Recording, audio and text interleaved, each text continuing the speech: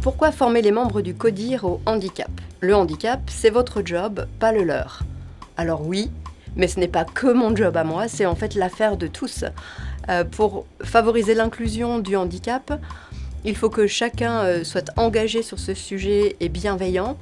Et c'est toute l'entreprise en fait qui fera avancer le sujet ensemble. Et qui est-ce qui fixe le cap et les orientations dans une entreprise? C'est le comité de direction. L'emploi des personnes en situation de handicap, c'est un sujet RH, pas de quoi mobiliser tout le top management. C'est absolument le contraire. La question de l'emploi des travailleurs handicapés est avant tout une question centrale qui doit être prise par la direction générale. C'est en mobilisant l'ensemble de la chaîne hiérarchique autour de ce sujet, comme d'autres sujets ressources humaines, qu'on a vraiment d'impact et qu'on est percutant et qu'on a des résultats. Au fond, l'objectif, c'est d'atteindre le taux d'emploi de 6% le plus vite possible. Faut-il vraiment ce genre de formation pour expliquer ça? Alors en fait, c'est absolument pas ce que le consultant nous explique pendant la formation. En fait, le propos de cette formation, c'est justement d'engager l'entreprise dans une vision long terme, pérenne, et d'enraciner le sujet du handicap dans des nouvelles pratiques, pratiques de recrutement, pratiques d'intégration, pratiques de développement, pour qu'on progresse solidement et pas dans un coup d'accélération. À titre personnel, qu'avez-vous appris? Quel message souhaiteriez-vous faire passer? Alors, j'ai beaucoup aimé lorsque le consultant évoque la gestion des singularités. C'est vrai qu'on a tendance à positionner le handicap comme une thématique à part, mais finalement, on est tous singuliers.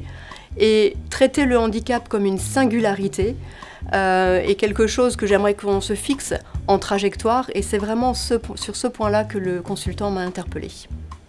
Une formation, c'est bien, mais concrètement, qu'est-ce que ça change? Alors en fait, la formation, c'est un coup d'envoi. Chaque membre du comité de direction a été interpellé sur pourquoi il doit s'impliquer dans l'entreprise sur l'inclusion du handicap. Le jour même, il y a eu une prise d'engagement du comité de direction pour favoriser le recrutement de collaborateurs en situation de handicap. Et aujourd'hui, concrètement, on réfléchit sur le sourcing et une commission pluridisciplinaire handicap pour accompagner les managers dans l'entreprise sur le sujet du handicap. Alors une formation, ça ne change rien en fait.